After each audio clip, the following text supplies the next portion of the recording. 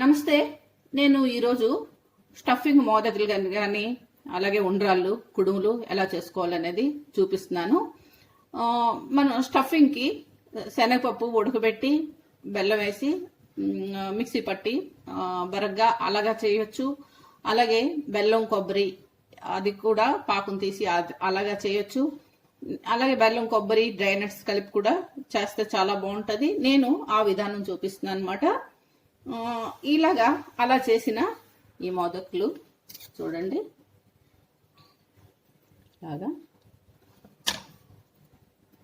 ఇలాగా స్టఫింగ్ పెట్టుకుంటే ఇలాగే అన్నీ బాగా వస్తాయి అన్నమాట. మన ఉండ్రాలు కూడా చూడండి,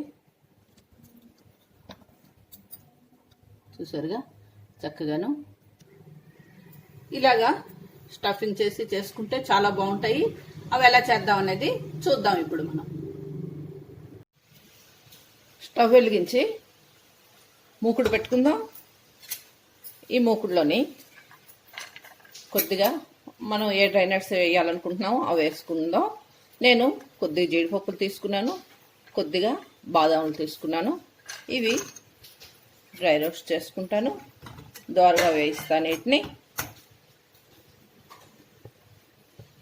చూడండి వేగిపోయినాయి దోరగాను. ఇప్పుడు మనం ఇవి ఒక ప్లేట్లో తీసేసుకుందాం. తీసుకొని కొంచెం బరగ్గా పొడి కొట్టుకుందాం.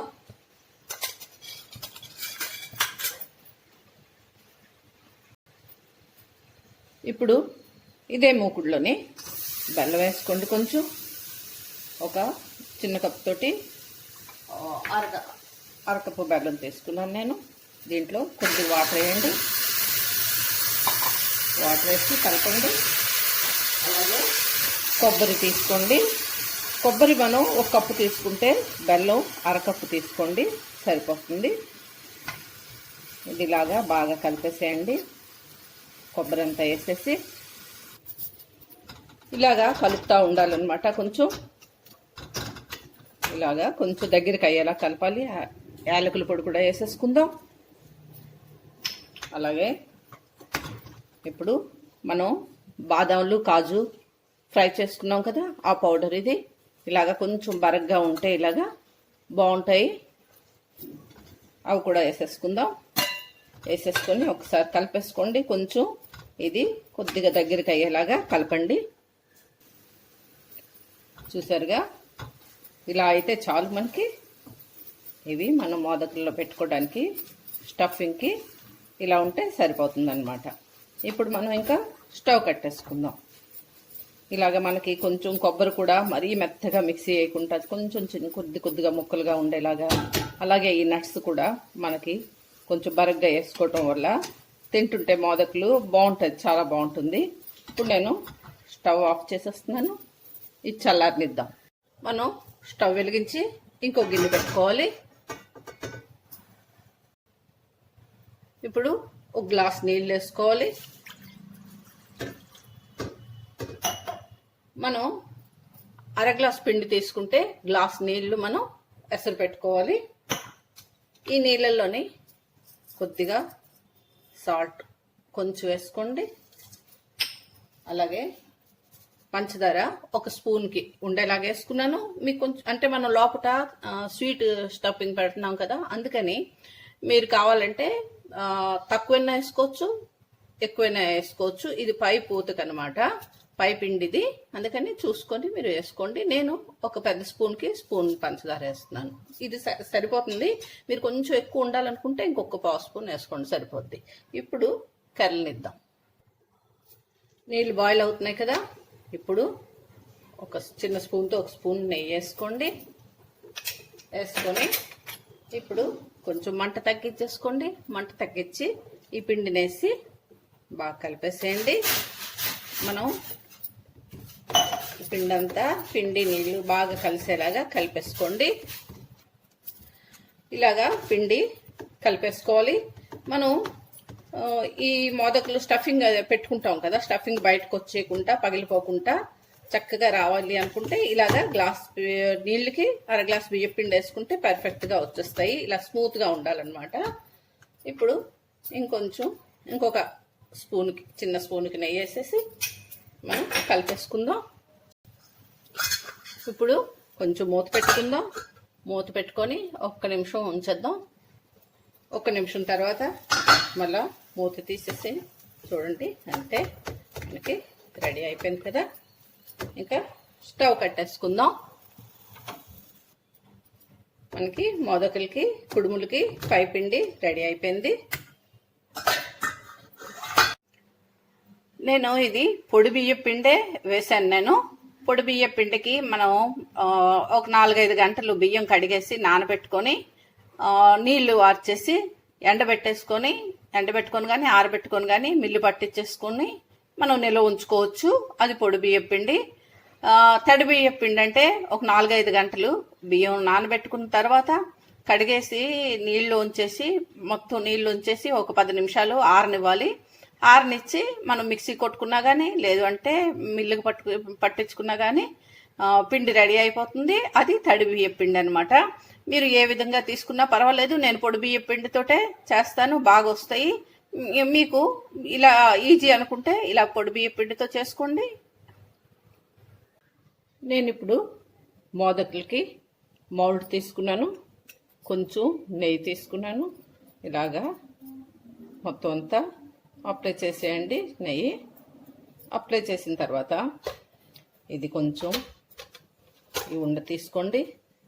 కొంచెం ఇలా తీసుకొని మనకి కొంచెం పెద్ద ఉండే పెట్టుకుంటే షేప్ అంతా కరెక్ట్గా వస్తుంది. చిన్న ఉండే పెట్టుకుంటే షేపు కరెక్ట్గా రాదనమాట. అంత కరెక్ట్గా ఉంటే షేప్ బాగా వస్తుంది. ఇప్పుడు ఇలా పెట్టుకొని దీన్ని ఇలా నొక్కేసేయండి. నొక్కేసారు కదా, చూడండి ఎక్కువ ఉన్నదంతా పిండి వచ్చేసింది బయటికి. ఇప్పుడు మనం ఏం చేయాలంటే ఇది కూడా తీసేయండి. తీసేసి ఇక్కడ మనం కొంచెం హోల్ పెట్టుకోవాలి. ఇలా పెట్టుకోండి హోలు కిందన. ఇది ఇలా పట్టుకోండి, గట్టిగా పట్టుకొని ఇలా హోల్ పెట్టి ఇప్పుడు మనం స్టఫింగ్ చేసుకుందాం కదా.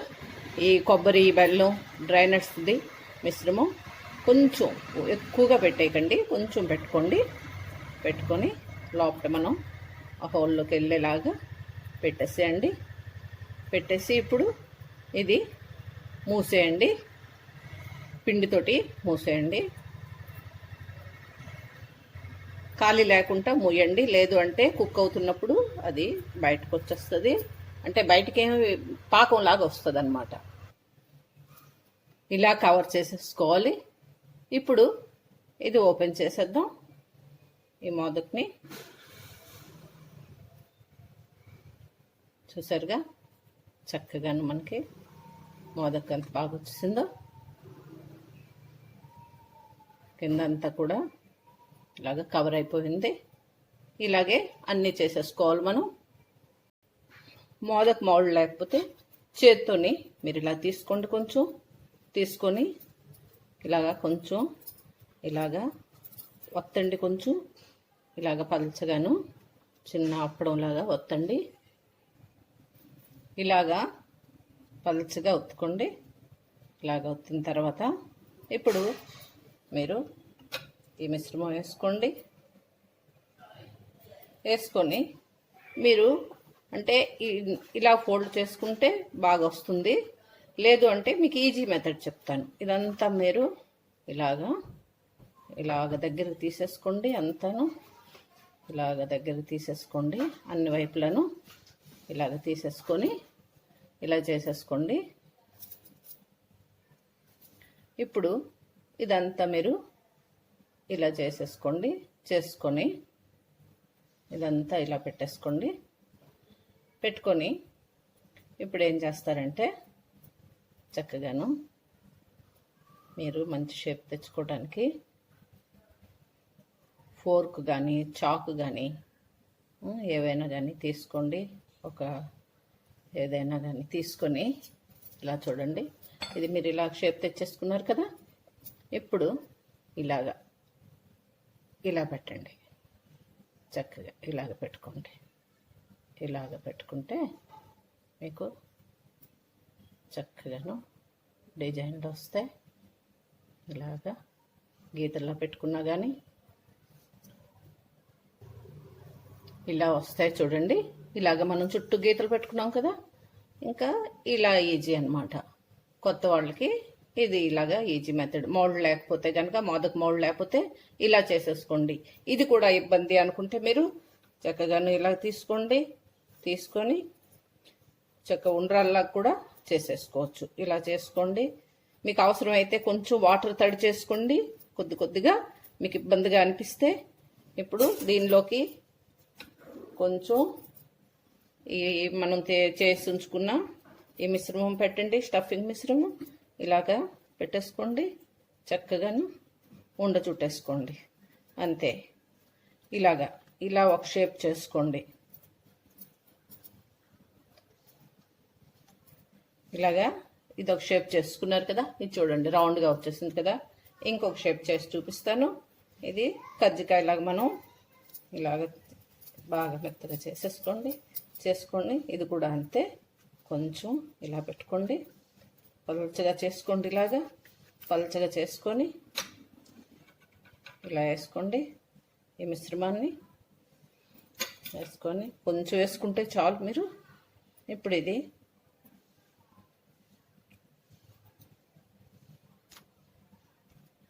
ఇప్పుడు దీన్ని ఇలాగ మీరు ఫోల్డ్ చేసుకోండి. ఇలా అన్నమాట. కొంచెం అవసరమైతే తడి చేసుకోండి. ఇలాగా చూసారుగా, ఇలాగా ఈ షేప్ తెచ్చుకోండి. చక్కగాను ఇలాగ మీకు కావాలంటే ఇక్కడ మీరు షేప్ ఇచ్చుకోండి, లేదు అంటే ఇలా రౌండ్గా ఉంచేసుకోండి. మీ ఇష్టం, ఎలా అయినా చేసుకోవచ్చు. చూసారుగా, ఇలాగా ఇదొక షేపు. ఇలా అన్నమాట. మీకు నచ్చిన షేపుల్లోని ఈజీగా చేసేసుకోవచ్చు. నేను తీసుకున్న ఆ పిండితో ఇన్నైని, అలాగే నేను తీసుకున్న ఆ కొబ్బరి బెల్లంకి డ్రై నట్స్కి కూడా ఇంకా ఈ కొంచెం ఉండిపోయింది. అది ఎక్కువ వేస్తే అది కూడా ఉండదు, ఒక స్పూన్కి ఉండిపోయింది అనమాట. ఇలాగా మనం ఇదే పిండితోటి, అంటే పై పిండితోటి, బియ్య పిండితోటి ఇలాగా మనం పాల తాలికలకి ఇలా చిన్న చిన్న ఉండ్రాలు కూడా ఈ పిండితోటి మనం చేసుకోవచ్చు. ఇలాగా పాల తాలికలు చేసుకుంటాం కదా, దానికి కూడా ఈ పిండే వాడతారు. ఇలా కూడా చేసుకోవచ్చు అనమాట. ఇలా చిన్న చిన్న ఉండలు చేసేసుకోవచ్చు. అలాగే ఇలాగా సన్నగా పాల తాలికలు కూడా చేసేసుకోవచ్చు. ఇవి పాల తాలికలు పాయసంలోని ఇలా చేసి వేస్తారు. ఇన్ని విధాలుగా మనం ఈ పిండిని మనం చేసుకోవచ్చు. ఇప్పుడు మనం స్టవ్ వెలిగించి ఇది స్టీమ్ కుక్ చేద్దాం. స్టవ్ వెలిగించాను, గిన్నె పెట్టేసుకున్నాను, నీళ్లు పోసుకుంటున్నాను. ఒక గ్లాసున్నర వాటర్ వేసుకుందాం. గ్లాస్ వేసుకున్నాను కదా, ఇంకొక హాఫ్ గ్లాస్ వాటర్ వేసుకుంటాను. ఇప్పుడు నేను స్టీమర్ పెట్టేసుకుంటాను. మీ దగ్గర స్టీమర్ ఉంటే సరే, లేదు అంటే ఇడ్లీ పాత్రలోని నీళ్లు, మనం ఇడ్లీలు ఎలా చేసుకుంటాం, పాత్రలో నీళ్ళు వేసుకొని పై రేకులకి కొంచెం నెయ్యి కానీ ఆయిల్ కానీ అప్లై చేసి ఆ ప్లేట్లలోని ఇవి వేసేసుకోండి. ఇప్పుడు నేను దీనిలోని ఈ స్టీమర్ పెట్టేసుకుంటున్నాను. కొద్దిగా నెయ్యి వేసుకొని నేను నెయ్యి బాగా అప్లై చేసేసి, అంటే కొద్దిగా వేసుకొని మొత్తం ఈ ప్లేట్ అంతా అయ్యేలాగా మీరు స్ప్రెడ్ చేసేయండి. అప్పుడు మనకి చక్కగా అంటుకోకుండా బాగా వస్తాయి. నెయ్యి అయినా వేసుకోండి, నూనె అయినా వేసుకోవచ్చు. ఇప్పుడు మనం చేసుకున్నవన్నీ ఒక్కొక్కటిగా పెట్టేద్దాం. ఉండ్రాలు చేసుకున్నాం కదా, ఇలా చక్కగా పెద్ద ఉండ్రాలు చేశారనుకోండి, చక్కగాను పెట్టొచ్చు, స్వామి చేతిలో పెట్టొచ్చు. ఇలాగా మనం అన్నీ దీంట్లోనే సర్దేద్దాం. ఇవన్నీ అన్నీ పెట్టేసుకున్నాం కదా, ఇప్పుడు మూత పెట్టేయాలి. పెట్టేసి మనం 12 to 15 మినిట్స్ కుక్ అవనివ్వాలి. ఇప్పుడు మూత తీసి చూద్దాం. ఇంకా మనం కొంచెం ఇలాగా టచ్ చేస్తే మనకి అంటుకోకూడదు. ఇలాగా కొంచెం తడి చేసుకొని ఇలాగ అన్నారంటే సరిపోతుంది. ఇప్పుడు మనం ఇది దగ్గర 15 మినిట్స్ ఉంచేసాను నేను. కుక్ అయిపోయినట్టే స్టవ్ కట్టేస్తాను నేను. ఇంకా స్టవ్ కట్టేసి ఇవి చల్లారనిద్దాం. స్టవ్ ఆఫ్ చేస్తాను నేను. ఇంకా గిన్నె పక్కకి తీసేస్తాను.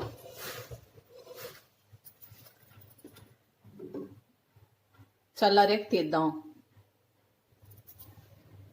ఇవి ఇప్పుడు చల్లారిని మనం తీసేద్దాం. చూసారుగా ఎంత బాగున్నాయో, ఇట్లాగా తీసేయండి. అది నేను మోదకలు చూడండి ఎంత అందంగా వచ్చాయో, చూసారుగా, చూడండి ఎంత బాగున్నాయో. అలాగే మనం ఇలాగా చేత్తో షేప్ చేసుకున్నాం కదా, అవి ఇలాగా మనం ఫోర్క్ తోటి గీతలు పెట్టుకున్నాం ఇలా అన్నమాట. అలాగే ఇలా కజ్జికాయ ఇలా చేసుకున్నాం కదా, అది ఇది అన్నీ ఇప్పుడు మనం ఒక ప్లేట్లోకి తీసేసుకుందాం. మనం చిట్టి ఉండ్రాళ్ళు, చిన్న పాల తాలికలు చేసుకున్నాం కదా, ఇవి పాయసంలోకి. మీరు ఇదే మనం కలుపుకున్న ఈ పిండితోటే మీరు ఇన్ని విధాలుగా మనం చేసుకోవచ్చు కదా. ఇలాగా ఇవి మీరు పాల తాలికల్లో వేసుకోవచ్చు. ఇలా చిన్నవి చేసి మనం చక్కగా తొందరగా చేసేసుకోవచ్చు అనమాట. ఫాస్ట్గా అయిపోతాయి ఇవి. కొంచెం మనం చేసిన తర్వాత అవి చల్లారటానికి టైం తీసుకుంటాయి, కానీ ఫాస్ట్గానే అయిపోతాయి. బిగినర్స్కి ఈ రెసిపీ బాగా హెల్ప్ అవుతుందని అనుకుంటున్నాను నేను. మీకు నచ్చినట్టయితే లైక్ చేయండి, షేర్ చేయండి, మీ ఫీడ్బ్యాక్ కామెంట్ బాక్స్లో పెట్టండి. అలాగే యూట్యూబ్లో నా ఛానల్కి సబ్స్క్రైబ్ అవ్వండి. Thank you.